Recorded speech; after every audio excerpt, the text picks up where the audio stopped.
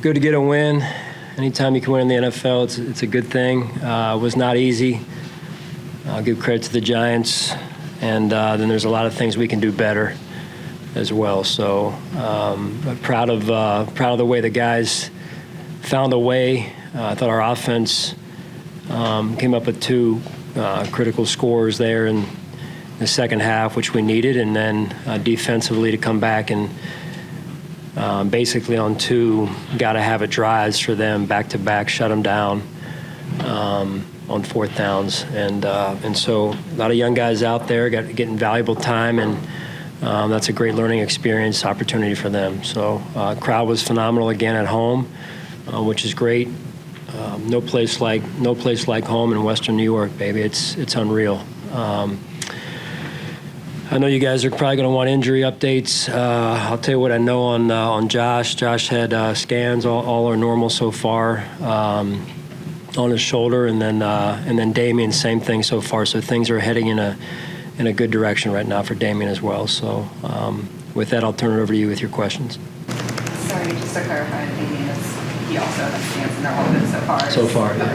Okay. And it's my understanding he has full movement right now as well. So. From your perspective, Sean, as that's playing out, what was that like for you? With Damien? Yeah. Yeah, I mean, things start going through your mind. First of all, again, you just look at the young man and anyone, whether it's your own player in this case or a player from the other team, you're concerned, right? And the game becomes secondary to the care and the well-being of the player lying on the field at that point. So, I mean, it's not a good thing to have to go through. But fortunate that he's seemingly heading in a good direction with the reports that we're getting. So I'm just very thankful to God for that. Coach, tell the two halves. You guys come out in that second half, and you put together, like you mentioned, two great drives. That first drive took 10 minutes off the clock. Y'all going into the fourth quarter. Was that kind of like a point of emphasis to come out and have a little bit more balanced attack in the second half? Well, we needed to.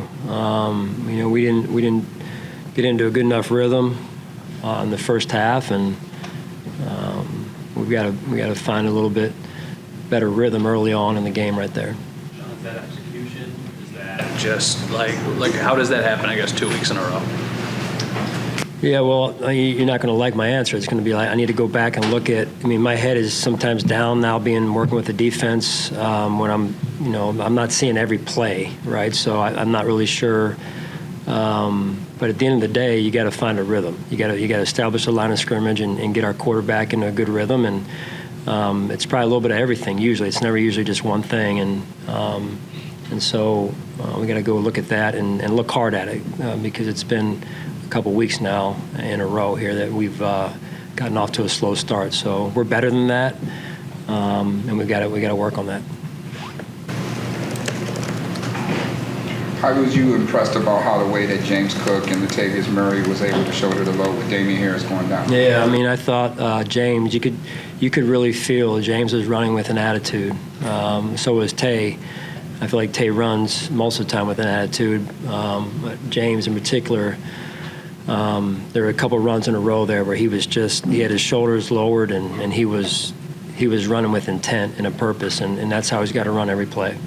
What went into the decision to have Latavius getting most of the snaps through the first three quarters and even starting the game? Just felt like it was an opportunity for to see what our offense looks like a little bit with Tay starting the game, and then from there the coaches took it from there based on their evaluation of who was the hot hand per se. So, but James is a good back. He's young, and so this is a little bit of a learning opportunity for him as well. You got to come out every game with a purpose and an attitude, and that's what I saw in him tonight. When you were coaching the defense up for the last play, the untimed down, I guess, did the play surprise you? Was that what you guys anticipated? I mean, how do you balance knowing, okay, they can run it or they can pass it? What did you think? Yeah, I mean, again, before half, they tried to run it, and our guys shut it down, and then the half ran out. And then in that one, they tried to throw it, and we made the play there too. So real proud of the guys. Sean, what did you see on Quentin's touchdown? I just wanted to be for him to make a Yeah, I mean, that was gutty, man, because he was banged up a little bit, and here's our third tight end with Dalton out, ready to play, stepped up in a critical situation, made a huge play for us. Josh, he had one incompletion in the second half, and dealing with whatever's going on with his shoulder. Just what did you see from him going from first half that wasn't perfect to what he did in the second half? Again, gutty performance, resilient. Sometimes you got to find a way. You don't have your A game, and you got to figure it out. And I thought our offense did a little bit of that in the second half, which is good to see. Sean, how much pride in the defense with all moving pieces, all the new guys in, to be able to win that game and get the stop you need in the ball game? Yeah, I mean, 9 points, right? How often can you do that in an NFL game? And really 2 drives that they had, 2 opportunities to go down and win the game, and our defense stood up. I thought the guys did a phenomenal job. 2 fourth down situations, or in terms of those drives, ended in basically last play situations there, and our guys stood up. And some of those guys are young guys, but we're not there yet. But when you're talking about Kyer, a second-year player, CB, a second-year player, TB, a second-year player, Dorian, a rookie.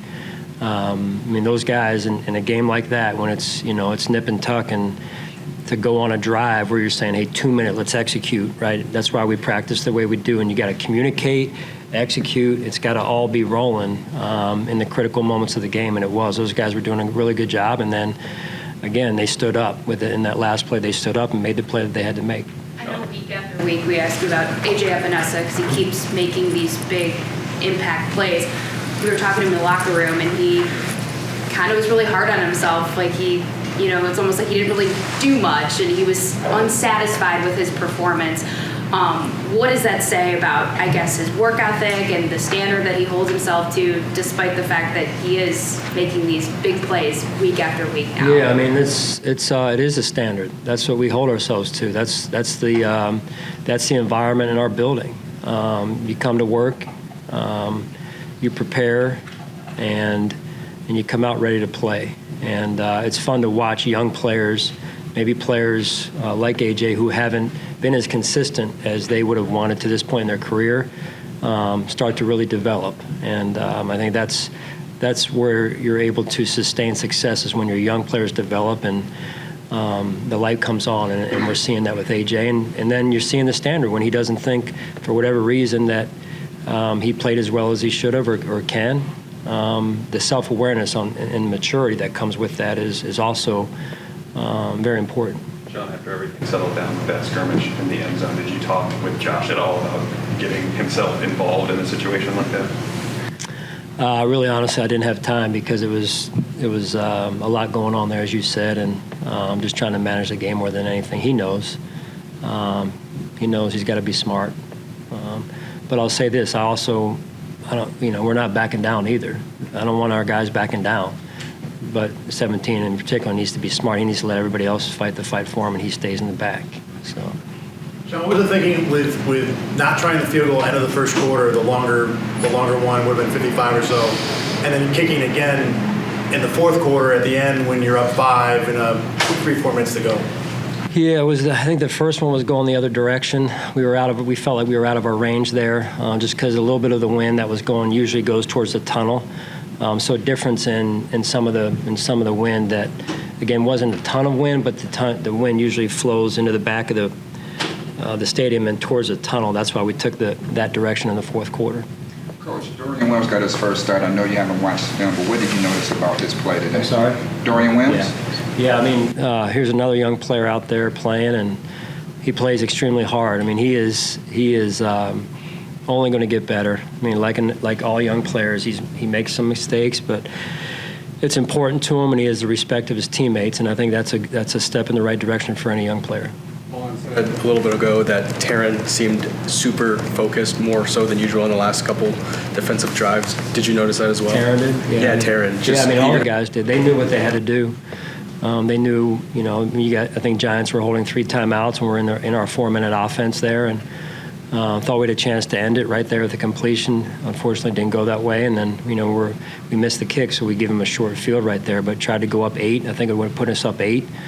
So I felt like that was the right idea, and then we didn't convert, which we will moving forward.